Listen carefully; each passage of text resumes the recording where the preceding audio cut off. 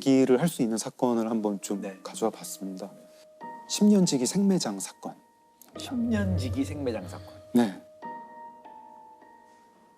연도는 2017년이고요. 네. 경기도 성남에 있는 주민센터에서 시작이 돼요. 네. 기초생활수급자한테 이제 현금이나 물품을 나눠주는 업무를 하시는 사회복지사분이 한 아주머니가 걱정이 되기 시작을 하는 거예요. 네. 이 아주머니를 A 아주머니라고 할게요. 그 아주머니가 오셔야 될 때가 지났는데 안 오세요. 계속 안 오시니까 경찰에 신고를 합니다. 네. 이 A 아주머니는요, 약간 좀 어눌한 분이었어요. 뭐 그렇다고 일상생활이 막 이렇게 못하실 정도는 아니었어요. 그리고 이제 주변 사람들한테도 물어보니까 주변 사람들이 별로 걱정을 안 해요, A 아주머니를. 아니 뭐 전에도 뭐 이렇게 좀 뭐 나가가지고 뭐 며칠 있다 돌아오시더라 뭐 이런 식이었어요. 근데 이 A 아주머니는 문자 메시지도 평소에 안 보내고 뭐 물건 살 때도 신용카드를 안 쓰시는 분이라 가지고 좀 그 생활 반응이 잘 안 나오는 분이었어요. 현금 쓰고. 네. 네. 근데 길어지다 보니까 경찰서에서 아 이거 좀 이상하다 하면서 강력팀으로 사건을 맡깁니다. 그래서 이제 A 아주머니가 평소에 친했던 사람이 누굴까, 그 사람들한테 A 아주머니 근황을 좀 물어봐야겠다 이러면서 수사를 하는데 성남에 모란시장 있잖아요. 네. 그 5일장. 네. 이 A 아주머니가 그 모란시장에 장이 열릴 때마다 가서 거기서 시간을 많이 보내셨다고 해요. 그리고 특히 이제 20분 정도가 모여가지고 커피 마시고 수다 떨고 뭐 이런 어르신들이 많은데 그분들이랑 좀 친분이 있었대요. 그래서 경찰이 이제 이 모임을 알게 됐습니다. 알게 돼서 이 모임 멤버분들한테 혹시 그 A 아주머니 최근에 보신 적 없느냐, 뭐 어떻게 지내는지 아시는 분 없느냐 했더니 그 모임 분들이 이렇게 하나같이 얘기를 하는 게 어느 날 경기도 광주로 도망을 갔어요, A 아주머니가. 도망가는 날 보니까 얼굴에 상처가 있었어요. 그러니까 아니 직접 보지는 못했고 나도 어디서 들었어요. 그 이제 동거남을 찾아가야겠죠 일단. 그랬더니 동거남이 자기도 그 소문 때문에 미치겠다는 거예요. 난 그런 적 없고 누가 지금 그 소문을 퍼뜨리고 있다. 나 지금 미치겠다. 이게 좀 오히려 잡아달라. 이런 말을 합니다. 근데 이 소문의 근원지 찾는 게 그게 어디서 들었어요? 어디서 들었어요? 찾아가는 거죠. 네. 그랬더니 처음에 그 소문을 퍼뜨린 사람을 찾았어요. 역시 그 동호회 아닌 동호회의 멤버. 모란시장 열릴 때마다 모여가지고 A 아주머니를 비롯한 그 멤버들과 친하게 지냈었습니다. 이분도 좀 뭐 마음 붙일 곳이 없었나 봐요.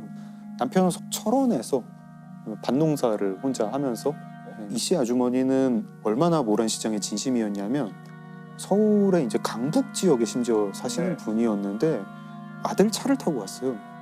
근데 아들도 뭐 변변한 직업이 없는 청년이었거든요.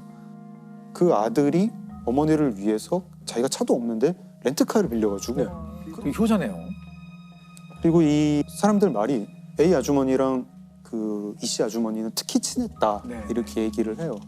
근데 친하긴 친한데 대등한 관계가 아니었던 것 같아요. 왜 뭐 커피 좀 타와라 그러면 커피 타오고 약간 상하게 관계가 있는. 좀 미묘하게 이제 언니 동생 관계로 이 씨 아주머니가 A 아주머니를 좀 봐주기도 하고 근데 또 뭐 심부름 같은 거 시키기도 하고 A 아주머니는 이 씨 아주머니한테 언니라고 부르고 뭐 이런 관계였습니다. 근데 경찰이 이 씨 아주머니한테 그 A 아주머니 경기도 광주에 갔다는 거 어떻게 아셨어요? 하고 물어보니까 자기가 직접 들었대요. 언제 들었느냐? 7월 14일에 들었다. 모란시장에서 들었다. 근데 이 7월 14일이 좀 특이한 날인 게 A 아주머니가 휴대폰이 그날 꺼지거든요.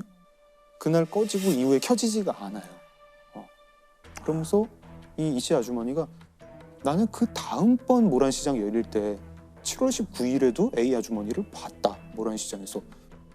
그때도 건강히 와가지고 모란시장에 있다 갔다. 경찰이 이제 그때부터 좀 이상한 거예요. 왜냐하면 7월 19일에 A 아주머니를 모란시장에서 봤다고 하는 사람은 아무도 없어요. 이 씨 그리고- 아주머니만. 네. 그리고 7월 14일에도 없어요. 아무도 없는데 이게 어떻게 된 걸까? 좀 그래도 이 씨 아주머니 말하는 게 좀 이상하니까 이 씨 아주머니가 그 아들이 빌렸던 렌트카 그 행적을 한번 추적을 해봅니다. 네. 7월 14일에 그 차가 서울에서 성남으로 왔더라고요. 와가지고 좀 있다가 철원에 가요. 네. 아 잠깐, 근데 그 A 아주머니 휴대폰 끊긴 게 어디지? 찾아보니까 남양주에서 끊겼어요. 남양주에서. 네. 성남에서 철원 가려면 중간에 남양주를 거쳐야 돼요. 그렇죠. 가는 길이죠. 네, 가는 길에 끊기니까 이상한 거예요. 그래서 이씨 아주머니 아들을 불러가지고 최근에 철원 언제 갔다 오셨어요? 하고 물어보니까 아버지 만나러 뭐 며칠 날 갔었고요. 며칠 날 갔었어요. 하는데 7월 14일만 얘기를 안 해요. 거기서 추궁을 안 합니다. 자동차 내역 봤더니 7월 14일 갔구만, 이 얘기를 안 하고 그냥 거기서 빠르게 그 철원 집을 압수수색 영장을 청구를 해서 수색 영장을 받습니다. 그래서 그 철원 집을 갔어요. 형사팀이 영장 이제 보여주면서 여기 좀 수색 좀 하겠습니다 이러고 수색을 한참 하는데 아마 형사팀은 혈흔 같은 걸 좀 찾고 싶었던 것 같아요. 여기서 뭔 일이 일어난 거 아닐까 이러고. 근데 남편분이 나 그럼 좀 화장실 좀 갔다 올게요 이러면서 중간에 이제 화장실을 갔어요. 형사분들이 이제 얼굴이 하얗게 질렸겠죠. 일대를 막 찾습니다. 찾는데 그 집이 있고 헛간이 좀 떨어져 있었는데 헛간에서 그 사이 목을 매가지고 자살을 했어요. 지금 피의자로 지목된 사람은 이 씨랑 이 씨 아들인데 왜 남편이 자살을 하지? 네. 이 집에서 도대체 무슨 일이 있었던 걸까? 이제 따로따로 놓고 압박을 하니까 뭐 금방 무너지죠. 사실은 A 아주머니를 살해를 했다. 할 말 있다고 잠깐 얘기 좀 하자 동생아. 차에 태웠다. 그리고 이 씨 아주머니가 평소에 불면증이 있어가지고 약을 먹고 있었는데 네. 그 약에서 이제 수면제를 골라가지고 20알을 모은 거를 커피에 타서 건넸다. 아주 A 아주머니는 그 커피를 마시고 차를 몰고 철원으로 가다가 남양주 즈음에서 A 아주머니 휴대폰을 꺼내서 껐다. 그리고 철원에 가서 남편이랑 같이 셋이서 그렇게 잠든 A 아주머니를 세 사람이 합세해서 묻었습니다. 살아있는 사람을. 그래서 생매장 사건이 된 거예요. 네. 어디다 묻었는지 파악을 해서 거기에 이제 파봤죠. 팠더니 정말 A 아주머니 시신이 나왔고 A 아주머니 코 속에 흙이 호흡을 하려다가 네, 아마 주무시는 상태에서 돌아가셨던 것 같은데 그때 이제 흙이 코로 들어왔던 거죠. 아들과 함께 10년지기 지인을 산채로 매장한 여성이 경찰에 붙잡혔습니다. 아들 박 씨는 A 씨를 살해하러 가는데 같이 가자는 어머니 부탁을 받고 함께 범행한 것으로 조사됐습니다. 공범인 이 씨 남편은 경찰 수사망이 조여오자 자택 인근 창고에서 목을 매 스스로 목숨을 끊었습니다. 이거는 이유가 너무 궁금하죠. 뭘까? 예, 네, 예. 이게 뭐 이유가 한 가지가 아니었던 것 같아요. 이제 이 씨 아주머니가 A 아주머니를 약간 동생처럼 때로는 이제 좀 자기 하인처럼 부리다가 생매장 살인 사건이 일어난 건 2017년인데 네. 틀어진 건 아마 2015년부터인 것 같습니다. 2015년에 무슨 황당한 일이 일어나냐면 이 씨 아주머니가 A 아주머니를 데리고 철원에 갑니다. 자기 남편 집에 가요. 철원에 간 적이 있구나. 네. 가가지고 셋이서 거기서 막 술을 마셨어요. 네. A 아주머니랑 자기 남편이 성관계를 맺게 하려고 그랬던 거예요. 그 이유는 이제 남편이랑 이혼을 하고 싶은데 남편이 이혼을 안 해주는데 이렇게 불륜 사건을 만들어서 이혼을 하고 재산 분할을 할 때 자기가 좀 유리하게 하려고. 그런 일이 있고 나서 A 아주머니의 동거남이 그 사실을 알게 됩니다. 당연히 화가 나죠. 화가 나서 이 씨 아주머니를 찾아가서 아니 어떻게 이럴 수가 있냐고 이렇게 막 말다툼을 하는 일이 있었어요. 그리고 1년이 지나서 2016년 여름에는 두 가지 일이 거의 비슷한 때 일어나는데요. 이 씨 아주머니 아들이 이제 중고차로 수입차가 한 대 사고 싶은 거예요. 네. 근데 이제 뭐 채무 이런 게 좀 뭐 있었던 모양인지 자기가 살 수가 없었어요. 네. 그래서 이 씨 아주머니가 A 아주머니한테 야, 네 인감증명서 좀 갖고 와라. 네 서류 가지고 우리 아들 차 좀 뽑자. 근데 A 아주머니 동생이 그걸 알고 길길이 뛰어가지고 이게 뭐 하는 짓이냐고. 언니 나 그거는 안 할래요. 그러니까 이 씨 아주머니가 그 말을 듣고 어라? 뭐 이제 고가운 감정이 생깁니다. 그 즈음에 이 씨 아주머니는 A 아주머니의 집에 가서 물건을 몇 가지 갖고 나왔어요. 뭐 이런 것들이에요. 뭐 돼지 저금통, 뭐 비누, 동거남이 이거를 경찰에 신고를 했습니다. 근데 또 이 씨 아주머니가 A 아주머니한테 네가 가지고 오라고 나한테 부탁한 걸로 하자. 그리고 이 씨 아주머니가 그 절도죄로 벌금 100만 원을 물게 돼요. 네. 근데 아무리 본인 요구를 거절했다 그래서 죽일 필요까지 있었을까요? 자기 남편과 성관계를 시켰던 것이 이 모란시장 모임에서 소문이 나요.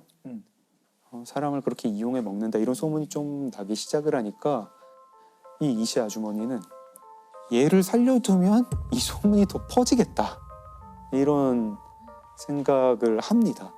이 사람 때문에 소문이 나고 있다. 좀 있으면 철원에서도 난다. 그러니까 같이 제거하자. 형량이 어떻게 됐나요? 1심에서는 이씨 아주머니는 22년 그리고 저 아들은 15년을 받았어요.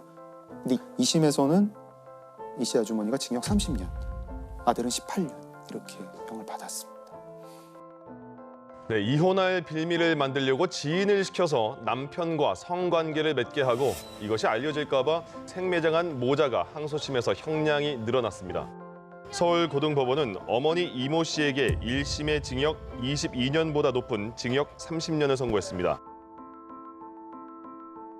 이해가 안 되거든요.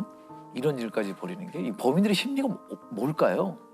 그러니까 이런 이 씨 같은 경우에는 자기가 보살펴 줬다고 생각을 하는 거예요. 100% 주고 보살펴 줬는데 네가 감히 나한테 이럴 수 있느냐로 시작을 하는 거죠. 그래서 그런 거절에 이제 분노하기 시작을 하는 거예요. 이씨 아주머니가 A 아주머니를 비인간화했던 것 같습니다. 자기랑 같은 존재라는 생각을 안 하니까 그렇게 별 죄책감 없이 잔인한 행동을 할 수 있는 거죠. 나보다 못한 존재가 되는 것 같고 나는 그 상대에 대한 어떤 연민의 감정 이런 게 발휘가 잘 안 되죠. 이런 마음이었던 것 같고요. 사람을 정말 인격체를 보는 게 아니고 이용하는 도구로만 보는 거죠. 다시 좀 경각심을 좀 가져야겠다. 이게 뭐 가볍게 볼 일이 아닌 것 같다 생각을 하더라고요. 되게 느끼는 바가 많은 그런 사건이네요.